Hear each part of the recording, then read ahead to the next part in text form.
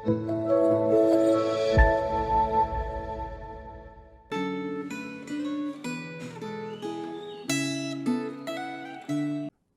kita berjumpa kembali di Gerakan Baca Alkitab GKY. Kita akan bersama-sama merenungkan firman Tuhan.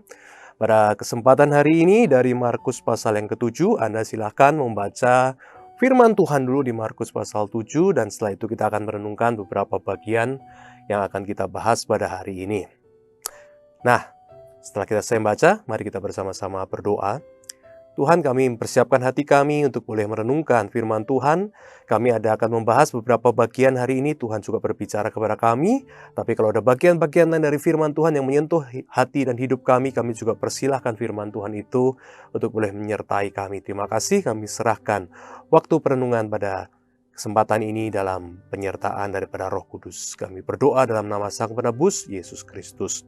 Amin. Bapak Ibu, kita membaca satu bagian yang sangat menarik, dan mungkin salah satu bagian yang paling kita syukuri adalah ayat 19b. Dengan demikian ia menyatakan semua makanan halal, ya, jadi termasuk cukyo dan sebagainya, ya. Nah, tapi memang yaitu bukan fokus kita di sini, yaitu ada satu hal yang kita syukuri, tapi fokus kita bukan di sana. Nah, bagian ini adalah berbicara tentang bagaimana satu kegiatan, yaitu tidak mencuci tangan waktu makan, kemudian mendapatkan satu perhatian ya daripada orang-orang Farisi yang ada di daerah sana. Nah, tetapi memang kita mau melihat, ya, memang ada yang menghubungkan masalah ritual. Ritual ini adalah tindakan-tindakan keagamaan. Setiap agama punya ritualnya. Nah, waktu itu adalah konteks agama Yahudi. Nah, itu adalah ritualnya adalah mencuci tangan, salah satu adalah sebelum makan. Nah, memang ada yang kemudian menghubungkan antara ritual mencuci tangan ini dengan kebersihan, ya. Seperti ada yang menghubungkan ritual daripada makanan-makanan yang kosher dan tidak kosher, ya, makanan yang halal tidak halal ala Yahudi, yaitu namanya kosher kalau Yahudi, ya, itu dengan kesehatan, ya. Jadi ada yang menghubungkan kenapa ini tidak boleh di Perjanjian Lama. Makanan binatang ini karena tidak sehat. Jadi kosher, makanan yang kosher, yang halal, itu adalah makanan yang baik secara kesehatan. Ada yang memang menghubungkan itu, kemudian juga menghubungkan ritual cuci tangan ini dengan kesehatan. Nah, ada begitu yang menghubungkan. Tapi yang kita lihat di sini adalah bukan masalah kesehatannya, tetapi adalah masalah ritualnya, ya, ritualnya. Jadi di mencuci tangan itu dianggap sebagai sebuah ritual keagamaan yang mendatangkan ketahiran. Tahir, kalau tidak mencuci tangan maka dianggap itu sebagai najis, ya, atau tidak dalam kondisi yang tidak layak untuk menjalankan kegiatan-kegiatan keagamaan seperti itu. Nah, yang dikritik oleh Yesus di sini bukan masalah kesehatannya.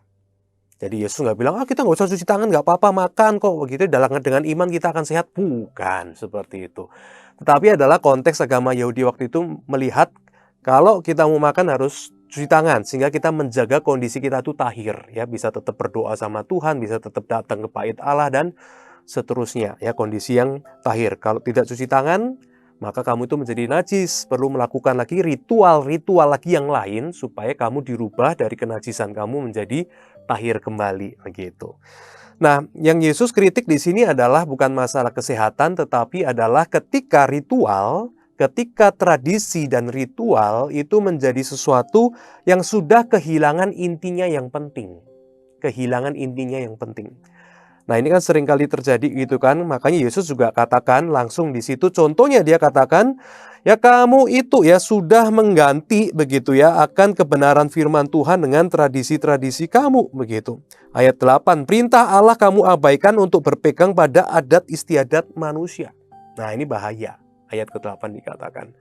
Makanya kemudian ilustrasi berikutnya adalah Tuhan bilang hormatilah orang tuamu.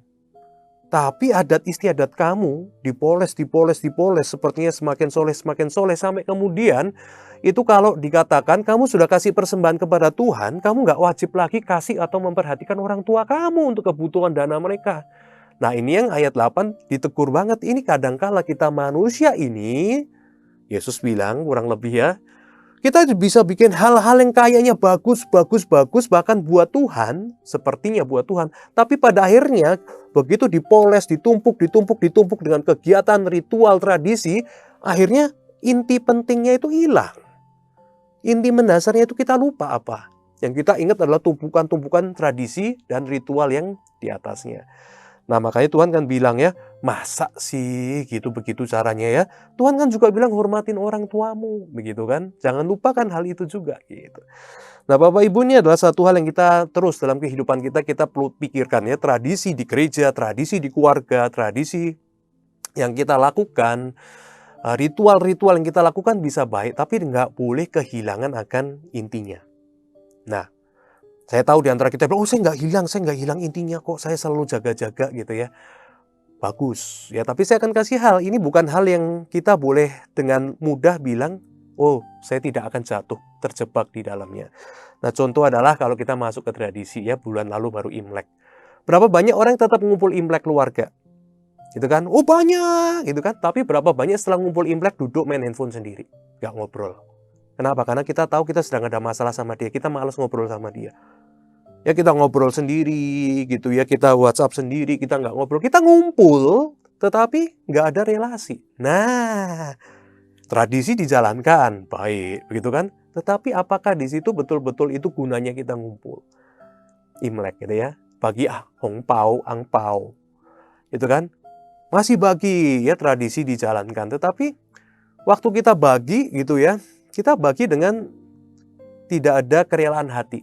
Kita ngomel, kita marah, kita merasa dirugikan, kita memberi dengan menggerutu. Nah, itu kan. Jadi di dalam tradisi yang dilakukan bisa aja tujuannya kan harusnya bersyukur, mau menjadi berkat, tapi intinya malah yang terjadi adalah kita marah, kita benci, kita jengkel, kita merasa rugi, begitu kan. Kita membandingkan, wah angpaunya kecil, angpau kita gede, apa ya dia apa, rusak semua, begitu kan. Nah, Bapak Ibu, jadi di sini kita kembali lagi pada satu hal yang utama, begitu ya. Jangan sampai tradisi, ritual yang ada di keluarga kita, yang ada di gereja kita itu akhirnya kita lakukan, tetapi kita gagal menemukan maknanya, gitu ya. Tradisi keluarga, hari Minggu keluar sama-sama. Jangan sampai kemudian yang penting kita udah keluar makan kan, tapi papa sibuk sendiri, mama sibuk sendiri, anak sibuk sendiri, begitu kan. Mari kita kembalikan, hari Minggu ngumpul itu tujuannya apa? Hari Sabtu ngumpul tujuannya apa? Gitu ya. Di gereja kita juga ada liturgi, setiap liturgi kita udah tradisi, kita bahkan tahu, ini kelewatan nih, kelewatan pengakuan dosa nih. Ini harusnya ini bagian ini kita bangkit berdiri, bukan duduk ketahuan, ya kan? Tapi sebenarnya kita ngerti nggak? Kenapa sih saya duduk? Kenapa saya berdiri? Waktu doa pengakuan dosa kelewatan, kita ngerti nggak? Ataupun kalaupun tidak kelewatan, waktu doa pengakuan dosa, sungguh-sungguh kita doa. Tuhan, saya ingat loh saya ada dosa, atau mari kita mengakui dosa kita. Kami kok lama sih? Harusnya nggak selama ini salah ini. Loh, bukannya doa. Ngakuin dosa kita, nginget dosa kita. Ya, kita malah ingetnya tradisinya ini urutannya. Tapi nggak ada maknanya setiap urutan itu. Padahal liturgi gereja itu dari depan kita sudah ada pengagungan. Lagu-lagu itu mengangkat ya jiwa kita. Nah, tapi kadangkala kita lupa ya maknanya itu apa, begitu ya. Kenapa persembahan selesai khotbah? Karena khotbah itu adalah Tuhan menyapa kita, Tuhan berbicara kepada kita. Nah, setelah itu diikuti dengan apa? Ungkapan syukur karena Tuhan menyapa kita, Tuhan berbicara kepada kita, Tuhan menguatkan kita. Kita bersyukur dengan memberikan persembahan, gitu kan? Tapi di antara kita ada yang beda mikirnya. Persembahan itu apa? Bayar tiket. Khotbahnya bagus, persembahan banyak. Wah, ya saya memberikan dihibur, saya memberi. Wah, lagunya jelek, persembahannya jelek, persembahannya dikit aja. Ya, jadi kayaknya ini bukannya menyembah Tuhan ya, malah jadi kayak panggung sandiwara. Ya, sandiwara bagus, saya kasih bagus, jelek saya kasih. Wah, ini salah semua. Nah, mari ya kita sekali lagi memperhatikan setiap tradisi-tradisi, ritual-ritual yang ada begitu ya. Jangan itu menghilangkan ya. Intinya itu apa yang Tuhan mau sampaikan. Harusnya setiap hal yang dilakukan tradisi ritual itu untuk semakin menyucikan hati kita. Bukan untuk kita semakin jadi menghakimi, bukan kita menjadi orang yang semakin ignorance ya, tidak peduli. Setiap hal itu harusnya membuat hati ini semakin disucikan, yang Yesus katakan. Yang penting itu hati, karena yang menajiskan bukan yang dari luar ke dalam, yang menajiskan itu dari dalam keluar. Ya, sumpah serapah kita, kemarahan kita, ya perasaan minder kita, begitu kan. Wah, saya nggak layak nih ibadah, wah saya ini nggak diterima sama gereja, tiap kali duduk di gereja, ya cuma duduk-duduk diem merasa, terpaksalah daripada nggak ada tempat ibadah, saya ibadah di sini. Ya. Akhirnya apa? memuji Tuhan tidak dari dalam hati ya. Kemudian juga tidak mau menyapa sesama karena merasa diri itu tidak layak. Nah, ini juga tidak betul gitu ya. Jadi kita harus memelihara akan hati kita ya. Karena dari hati kita itu akan keluar yang kotor atau yang baik dari hati kita gitu. Nah, contoh yang saya mau ambil dari pasal 7 ini adalah perempuan Sino-Venesia ayat 24 sampai ayat yang ke-30. Nah, kalau bicara tentang dari luar itu menajiskan. Nah, ini contohnya. Dia bukan orang Yahudi, dia tinggal di daerah non-Yahudi. Kemungkinan dia makan makanan yang tidak kosher, yang tidak boleh secara Yahudi. Ya mungkin daging babi dan sebagainya, tidak menjalankan ibadah Yahudi. Jadi secara luar dia ini najis. Tapi kenapa kisah Sino-Venesia ini muncul di sini? Kenapa? Karena ini menjadi teladan. Waktu dia ketemu Yesus, dalam hatinya dia mau percaya. Tuhan, anak perempuanku butuh bantuanmu, saya percaya. Yesus tes.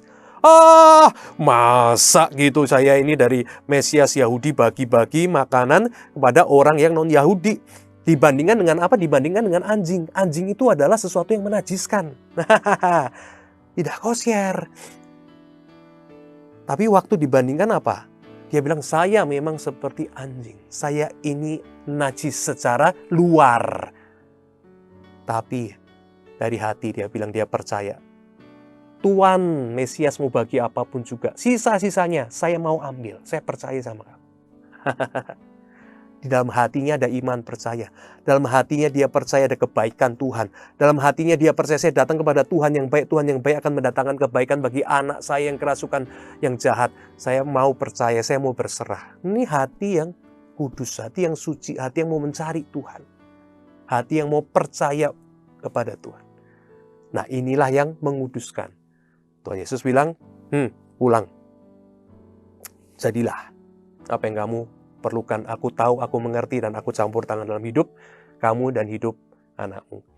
Nah, Bapak Ibu, ini adalah satu hal yang menjadi teladan dalam kehidupan kita ya. Kiranya kita juga terus menjadi seperti perempuan Sino-Venesia ini. Menjaga hati kita supaya terus dekat sama Tuhan. Jangan terjebak pada ritual-ritual yang kita kehilangan artinya, tetapi jadikan setiap ritual dan tradisi itu membuat hati kita semakin dekat kepada Tuhan. Nah, jadi mari, apa yang hari ini kita lakukan, kita pikirkan kembali. Bagaimana itu membuat hati kita semakin dekat kepada Tuhan. Saat teduh kita, apakah masih menyentuh hati kita atau kita cuma sekedar sudah dengar? Nah, kita perlu pikirkan lagi. Perlukah kita mengadakan variasi-variasi dan sebagainya? Gitu kan? Sudahkah hari ini pertemuan keluarga kita, percakapan keluarga kita gitu ya, menjadi sesuatu yang betul-betul mendarat dalam kehidupan kita, bukan cuma ritual. Gimana sekolah? Baik? Ya sudah, gitu ya. Udah bayar uang sekolah? Sudah, gitu ya. Kamu pulang sekolah, sudah pulang, gitu ya, nggak kemana-mana, baik-baik, ya sudah, ritual yang saya seneng sebagai orang tua. Atau kita mau lihat lebih dalam, dia memang tidak keluar dari rumah.